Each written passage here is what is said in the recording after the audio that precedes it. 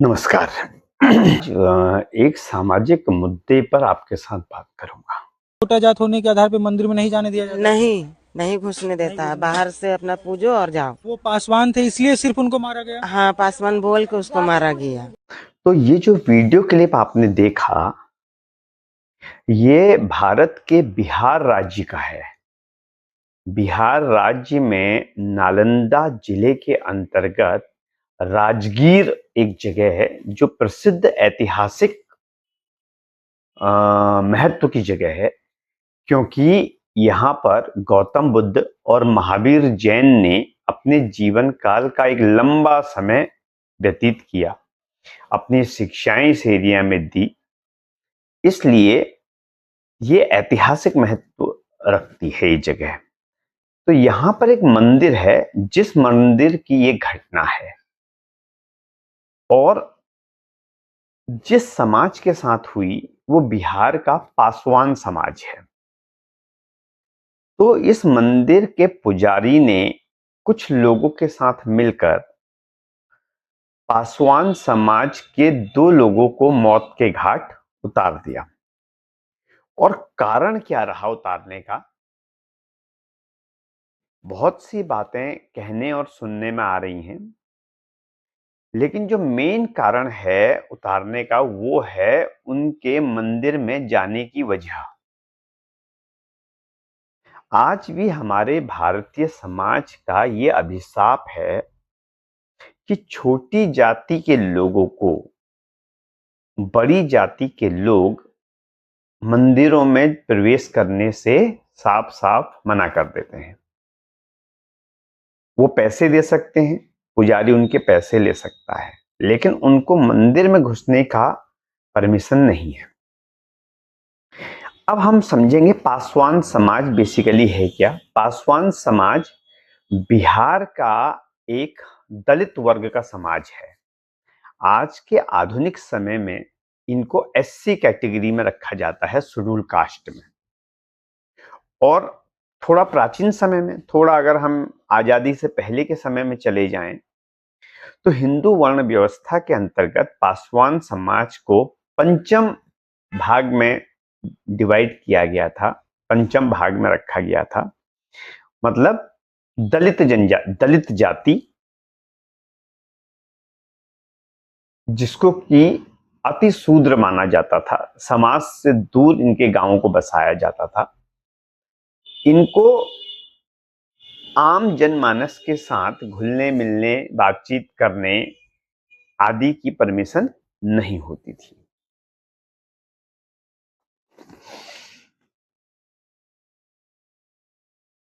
अब ये मुद्दा है कि हम कैसे इस भारत के समाज से इस मानसिकता को खत्म कर सकते हैं, क्योंकि पुराने ढर्रे पर चलकर इस मानसिकता को खत्म नहीं किया जा सकता। हमको नई सोच लानी पड़ेगी।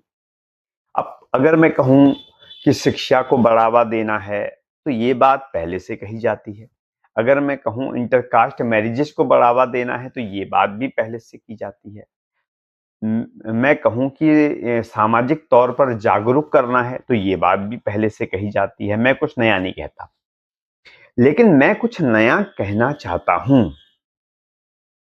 भारत में जो जातिगत विभाजन है, इसका सबसे बड़ा कारण राजनीतिक कारण है। राजनीतिक कारण। आप बताइए, एक बच्चे को कैसे पता वो किस जाति से आता है? कैसे पता? एक छोटा बच्चा जो अपने घर में पैदा हुआ, गांव में खेल रहा, कूद रहा, उसे कैसे पता है कि वो किस जाति से आता है? मैं मानता हूं कि समाज के कुछ लोग उसे बताते हैं, लेकिन समाज से बढ़कर उसे कौन बता रहा है? समाज से बढ़कर उसको स्कूल बता रहा है। क्योंकि जब उसका एडमिशन होता है, तो उस समय उस एडमिशन फॉर्म पर उसकी जाति को लिखा जाता है कि हिंदू, और ब्रैकेट में लिख दिया जाता है दलित, एससी, शेड्यूल कास्ट।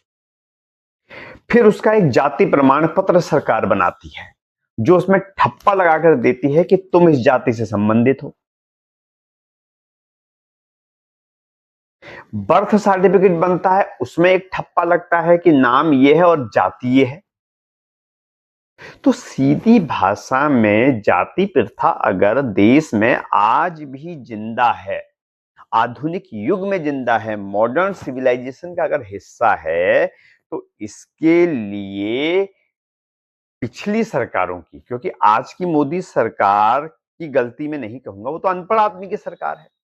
वहां तो 10 पास, 11 पास, 12 पास जैसे लोग बैठे हुए हैं, उनके पास साइंटिफिक अप्रोच कभी हो ही नहीं सकती, ऐसे लोग बैठे हुए हैं। तो इसकी जो गलतियां हैं वो इतिहास में है। कांग्रेस पार्टी का इसमें बहुत बड़ा हाथ है। अब मैं खुद कांग्रेस पार्टी का हूं, इसको एज इट इज नहीं कहूंगा, लेकिन जो गलत है वो गलत है। अगर हम अपने समाज को एक बराबर देखना चाहते हैं, अगर हम चाहते हैं कि समाज के हर आदमी हमारी दो आंखें बनकर रहें, तो उसके लिए जरूरी है कि जाति प्रथा को खत्म कर दिया जाए। और जाति प्रथा को खत्म करने का सिर्फ और सिर्फ एक तरीका है कि जाति से संबंधित बनने वाले कागजों को खत्म कर दिया जाए। ना कोई जाति प्रमाण पत्र बने। जब जाति प्रमाण पत्र बनेगा ही नहीं, तो आप देखना परिवर्तन कैसे आता है। क्योंकि जाति प्रमाण पत्र ने हिंदू समाज में ओबीसी, एससी, एसटी को ये बताया कि ये हमारी जाति है।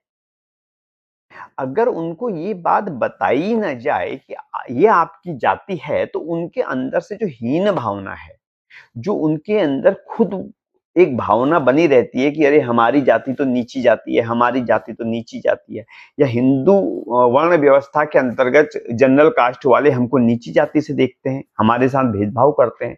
तो जाति सर्टिफिकेट को अगर खत्म कर दिया जाए, तो उनके कंधे चौड़े हो जाएंगे, उनका सर ऊंचा हो जाएगा।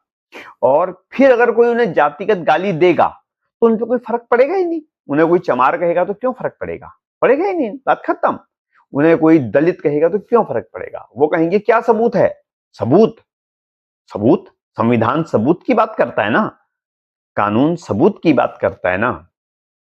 तो उन्हें फर्क पड़ेगा ही नहीं कि सबूत क्या है भाई, कि हम दलित हैं, प्रूफ करके दिखाओ। और धीरे धीरे सामाजिक ढांचे में परिवर्तन आएगा। अगर उनको पासवान से लगता है वो तो ठीक है, पासवान हटा देंगे, वो चौधरी लिखना शुरू कर देंगे, वो पांडे लिखना शुरू कर देंगे, वो पंत लिखना शुरू कर देंगे। और 10 साल के बाद आप देखना, पता ही नहीं चलेगा किस कौन पांडे, कौन पंत, कौन चौधरी, कौन सिंह, पता ही नहीं चलेगा। अब प्रश्न उठता है कि सदियों से हो रहे उनके प्रति जो अत्याचार हैं, जिसकी वजह से वो पढ़ाई से महरूम रह गए, जिसकी वजह से उनको प्रॉपर रोजगार नहीं मिले, जिसकी वजह से वो इस सामाजिक ढांचे का हिस्सा नहीं बन पाए, ये कैसे संभव होगा? तो उनको आरक्षण दो, लेकिन ये आरक्षण को बदलना पड़ेगा। आज तक भारत का संविधान के अनुसार जो आरक्षण दिया जाता है, वो जातिगत आरक्षण दिया जाता है। और हमको इस जातिगत आरक्षण को खत्म कर इसको एजुकेशनल रिजर्वेशन बनाना पड़ेगा। एजुकेशनल, मैं फिर एक स्टेटमेंट दे रहा हूं और एक शब्द का यूज कर रहा हूं। मैं इसे इकोनॉमिकल रिजर्वेशन की बात नहीं कर रहा हूं, आर्थिक आधार पर बनाए जाने वाले रिजर्वेशन की बात नहीं कर रहा। मैं कह रहा हूं कि जातिगत आरक्षण को खत्म कर इसको एजुकेशनल रिजर्वेशन बनाना पड़ेगा। अब कई लोगों के दिमाग में क्वेश्चन उठेगा कि एजुकेशनल रिजर्वेशन कैसे होगा? सीधी बात है, हमारी एजुकेशन सिस्टम दो हिस्सों में डिवाइड है। सरकारी स्कूलों में मिलने वाली एजुकेशन और प्राइवेट स्कूलों में मिलने वाली एजुकेशन। तो टोटल जो एजुकेशन सिस्टम है उसको 50-50% बांट दिया जाए। अगर 100 पोस्टें निकलती हैं, तो 50% सीटें सरकारी स्कूल में 10th 12th किए हुए बच्चों से भरी जाएंगी। सरकारी स्कूल से जिन्होंने 10th कर रखा है, 12th कर रखा है, उन्हीं बच्चों को दी जाएंगी, बात खत्म। और बची हुई 50% सीटें जिन्होंने प्राइवेट स्कूल या कॉलेज से पढ़ रखा है, उनको दी जाएंगी। बात बराबर हो गई। एजुकेशन के बेसिस पर रिजर्वेशन चालू हो गया। और जो मेरा मुद्दा था कि हम जातिगत व्यवस्था को खत्म कर देंगे, तो आप देखना, इस चीज को आप आज नोट करके लिख लो। मेरी बात अगर आप लोगों की समझ में आ रही है और अगर आप लोगों ने इस बात को एक बहुत बड़ा मुद्दा बना दिया, एक बड़ा मुद्दा बना दिया, तो हम देखेंगे कि हम एक नए समाज का निर्माण कर रहे होंगे, हम एक नए भारत का निर्माण कर रहे होंगे।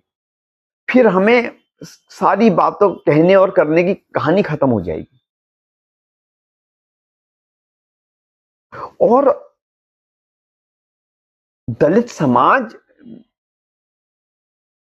या एससी एसटी ओबीसी समाज, जो मैंने शुरू में कहा कि राजनीतिक कारणों से पिछड़ा है, तो इसमें इनके नेताओं का भी बहुत बड़ा हाथ है। इन्होंने, या पैसे वाले लोगों का, जो इकोनॉमिकली साउंड है इन जातियों में, उनका बहुत बड़ा हाथ है। राजनीति वही करते हैं, वो नहीं चाहते, वो चाहते हैं कि हम इकोनॉमिकली साउंड हो चुके हैं तो हम अपने बच्चों को अच्छी एजुकेशन दे पाएंगे, और रिजर्वेशन का फायदा भी उन्हीं के बच्चों को मिलेगा, क्योंकि गरीब के बच्चे को तो फायदा मिल ही नहीं रहा ना। उसके पास तो अच्छी एजुकेशन आज भी नहीं है, उसके पास कोचिंग के संसाधन आज भी नहीं है, सुविधाएं हैं ही नहीं। यही एक तरीका है कि हम जातिगत आरक्षण को खत्म कर कर एजुकेशनल रिजर्वेशन दे दें। 50% सीटें गवर्नमेंट स्कूल से पढ़ने वाले बच्चों के लिए और 50% सीटें प्राइवेट एजुकेशन लेने वाले बच्चों के लिए। दूसरी चीज, हम, सरकार ने जो पैसे कमाने का माध्यम बना रखा है, जातिगत प्रमाण पत्र बनाओ और ये बनाओ वो बनाओ, ये सारी चीजों से आदमी समाज को मुक्त कर दें, इनको बनाना बंद कर दें। सीधा नाम किसी का कुछ भी रहे, बात खत्म।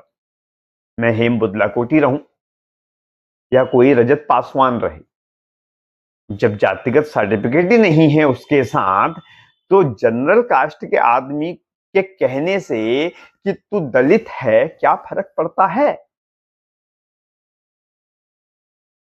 तो ये कानून में बदलाव करना पड़ेगा, ये संविधान में बदलाव करना पड़ेगा।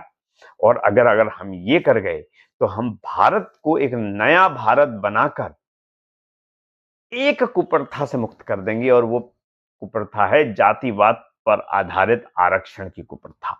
और जातिवाद पर आधारित समाज में होने वाले भेदभावों से हम इस समाज को मुक्त कर देंगे। फिर उस समाज का आदमी घोड़ी पर चढ़कर शादी कर पाएगा? इसकी हिम्मत है उसकी घोड़ी को रोकने की? जब जनरल कास्ट वाला ये बात समझ जाएगा कि भाई इसके पास तो कानूनी रूप से कोई ये चीज ही नहीं है इसके पास जो इसे ये दिखाई जातिगत है, तो उसके अंदर से द्वेष भावना खत्म हो जाएगी। मंदिर का पुजारी उसे रोक ही नहीं पाएगा, उसे दलित कह ही नहीं पाएगा, और अगर कह भी देगा तो ये उस बात को मानेगा ही नहीं, क्योंकि इसे पता है कि भाई दलित के लिए क्या प्रूफ दोगे, मैं तो एक आम आदमी हूं, ये ठीक है। समय के साथ सब भूल जाएंगे, सब गायब हो जाएगा, 10 सालों में परिवर्तन आप देखिएगा, वक्त और हालात सब बदल जाएंगे। तो मैं उम्मीद करता हूं मेरे विचार और एक नई सोच आप लोगों को अच्छी लगेगी, इसको आगे बढ़ाइएगा। हमें देश को बदलना है, ये केवल मैसेज इसलिए नहीं है कि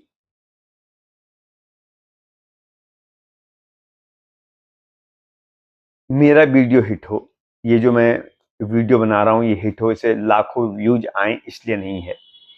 ये मैसेज इसलिए है कि हम सामाजिक कुरीतियों, सामाजिक बुराइयों को अपने इस समाज से हटाकर भारत को